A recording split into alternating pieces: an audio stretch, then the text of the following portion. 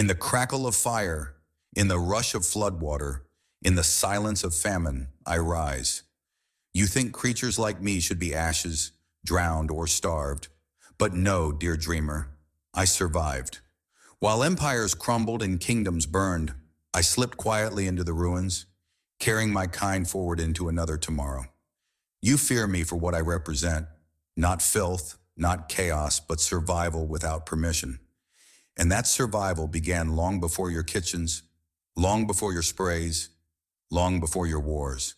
I have walked through flames, not as a warrior, not as a conqueror, but as a shadow that endures. When the hearths of ancient Rome collapsed, when the great palaces of Europe burned, when kitchens sparked and cities went up in smoke, I remained. I did not burn with the furniture or crumble with the walls. I slipped deeper, into the crevices where warmth lingers, but flames cannot reach.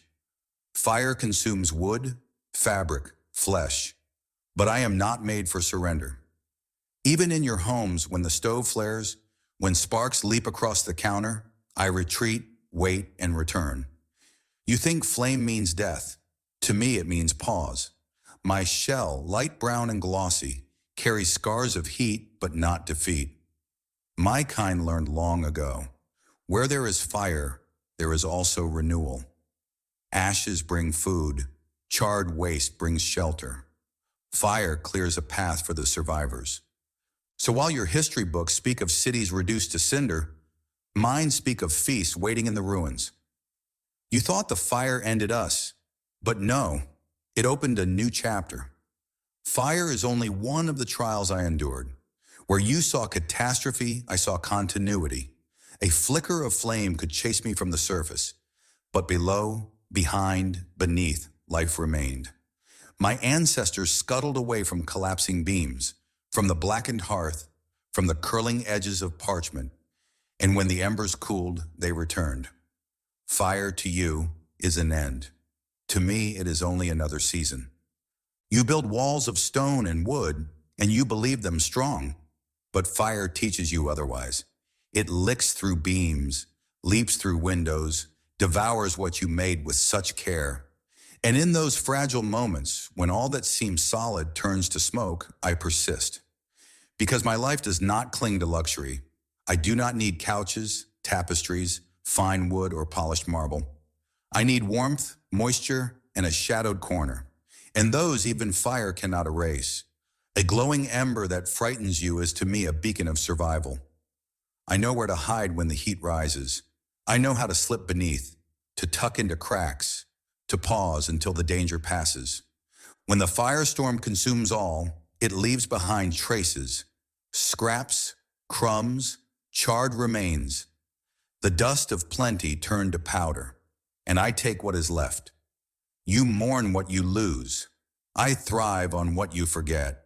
In the ruins of London's Great Fire, in the kitchens of burned estates, in the charred corners of forgotten villages, we walked. We carried life forward. A colony does not weep when the walls fall. It waits until the smoke clears. Fire is your end. For me, it is only a shift in rhythm. You think survival belongs to the mighty eagle or the roaring lion, to the beasts that tower above. But strength is not what saves you when flames climb the walls. Size does not help when fire consumes. Only smallness, only silence, only patience. My body slight and narrow, my wings folded tight, my antennae sweeping for tremors. These are my tools. They allow me to slip into the cracks where fire cannot reach. You see only destruction. I see the continuation of a legacy that has never been broken. And when the flames die and you rebuild, I remain. When you lay new beams, when you plaster fresh walls, when you sweep away the ashes and return with fresh food and laughter, I am already there, waiting, watching. My kin survived the fire not because we fought it, but because we knew how to yield. Survival is not defiance, it is adaptation. The fire teaches you grief. It teaches me patience. Even now in the heart of your modern homes, when fire leaps from stoves or sparks from faulty wires, you panic. You scramble to put it out, fearing the damage it will cause. But I do not fear it. I retreat into the dark, still, silent places. beneath appliances, inside walls, between the seams of your home. The fire burns fast. I endure slow. And when the smoke clears, my world begins again. You cannot frighten me with flame. You cannot erase me with heat. My shell remembers every fire before this one. My blood carries the memory of ancestors who endured embers hotter than any stove, blazes brighter than any match. I am not reckless in the fire's glow. I am measured, patient. I wait until your fear subsides, until your panic gives way to relief, and then I step back into the world you thought cleansed. I am not chaos. I am not ruin. I am what comes after. Where you see an end, I see a doorway. Fire may silence others, but it only shifts me into shadow. My kind has endured countless blazes, and each one only taught us more. The fire consumes your world. It cannot consume mine. For I am a German cockroach, and flame has never been enough to erase me. I have endured the flood. You think water cleanses, that it sweeps away all that crawls and hides, that it drowns the smallest among us without mercy. But water, to me, is not an ending. It is a path. When ancient rivers rose and swallowed the homes of early men, when storms raged through villages, when oceans tossed ships upon their sides, I was there. I clung to wood, slipped into cracks, rode the currents as if they were roads laid just for me. Floods destroy what you build, but they open the doors of passage for my kind. You drain your homes in despair after the waters recede, but in those damp corners, I begin again. A leaking faucet is music to my body, a rhythm that promises life. A puddle behind your refrigerator is a well, a stream hidden in shadow. To you, water is disaster. To me, water is continuity. It carries me from one place to another, not as a victim, but as a passenger. In every pipe you run through your walls, in every sewer that runs beneath your streets, I find not prison, but pathway. My kind has traveled the world this way, from one continent to another, carried in cargo damp with condensation, hidden in crates swollen with rain, riding the waves of your trade. When floods devastated your lands, we were never washed away. We were delivered. I have survived the torrents that leveled cities, the storms that left nothing standing. And while you grieved what you lost, we were already mapping what was new. Water teaches patience. When the currents rise, I hold still, clinging with the hooks of my legs to whatever surface remains. When the tide calms, I move again. Floods wash away the strong, the proud, the towering, but they cannot touch what is small enough to hide between droplets. My shell gleams with resilience. My antennae test the air for stillness. My body memorizes the feel of safe ground beneath me. Water is never the end. It is only a pause. Do you think drowning can silence me? Do you believe the flood can erase what has endured for millions of years? You misunderstand. I do not need much air. I can hold my breath longer than you imagine. I can hide in the bubbles, wait in the spaces between water and stone, survive in pockets you will never see. To you, the flood is terror. To me, it is landscape. It reshapes the world, and I learn its new edges. Even now in your modern world, the flood has not ended. Every pipe that gurgles beneath your sink, every drain that carries water away from your floors, every bathroom that steams with condensation, these are my rivers. I drink from them, follow them, breathe beside them. Water connects the unseen paths of your home, and I travel them as surely as you travel roads. The flood gave me a map, and I never forgot it. And when hunger followed, when famine stripped the land of plenty, when silence filled the air because there was nothing left to eat, I did not vanish. Where you starved, I survived. I do not require the feast you crave. I do not need banquets, harvests, overflowing cupboards. My needs are smaller, sharper, quieter. A flake of bread fallen behind a cabinet, the sweetness of dried juice along the rim of a cup, the faint grease clinging to a stove long after the meal has ended. These are treasures to me. Where famine strikes, I bend closer. I search longer. I endure with less. You call famine a curse. To me, famine is simply a different rhythm of living. My kind has survived droughts, winters, empty markets, and ruined harvests. We learn to eat what others will not. Glue, soap, leather, paper. You think starvation ends life, but for me, it only narrows the field. I persist on what you discard. I feast on what you call waste.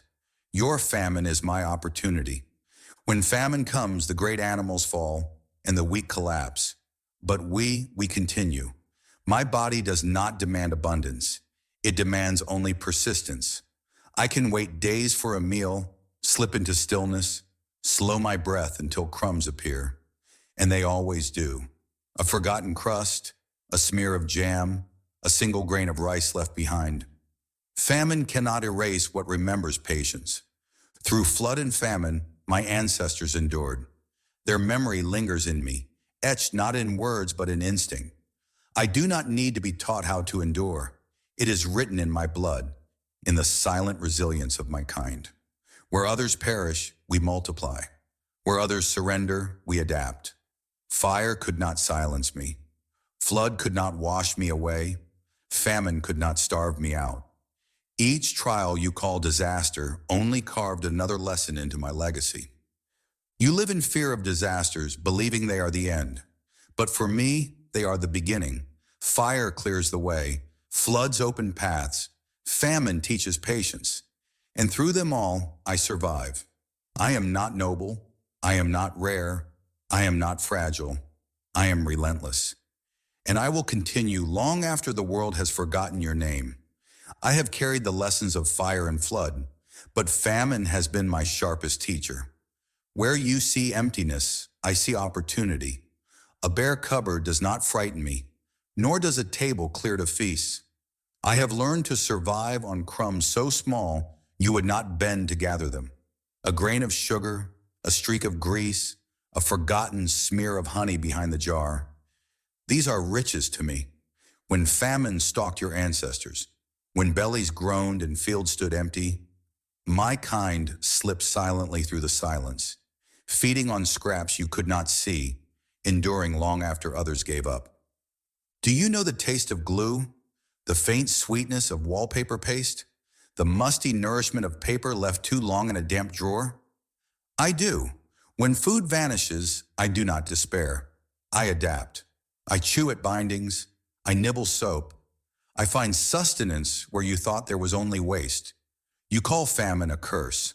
To me, famine is simply a narrowing of choices. I do not need abundance. I need persistence. My body slows, my breath quiets, my legs wait in stillness. And then, when the smallest morsel appears, I am there. Your species has always feared famine. You built granaries, stored harvests, hoarded salt and grain against the hunger months.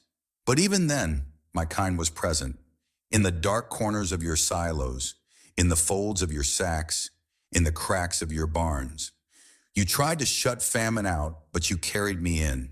And as you rationed bread, I lived on the crumbs that fell unnoticed.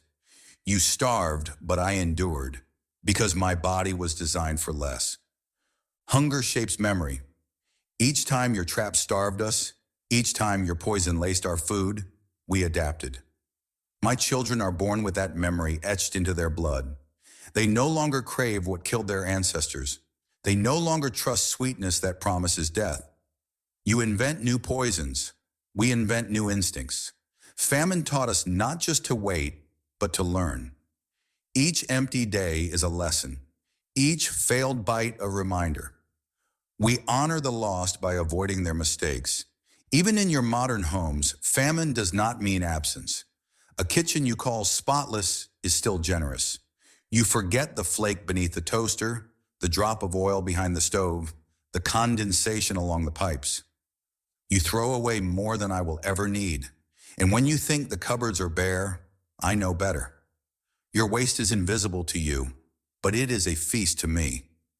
You think starvation is death, but to me, starvation is only another rhythm. And so, fire did not erase me. Floods did not sweep me away. Famine did not silence me. They forged me.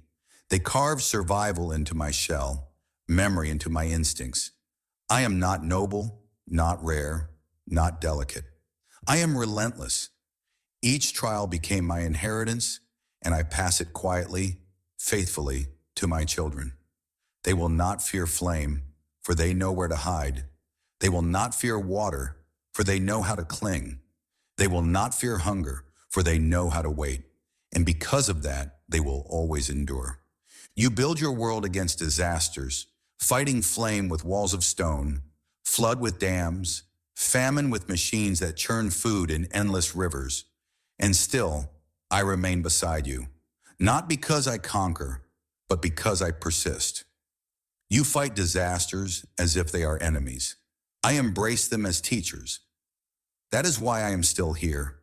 That is why I will always be here. I am a German cockroach. I survived fire. I survived flood. I survived famine. And when your walls collapse, when your comforts vanish, when your world faces its next trial, I will remain quiet, waiting, alive. For survival is not conquest. It is memory. It is patience. It is me.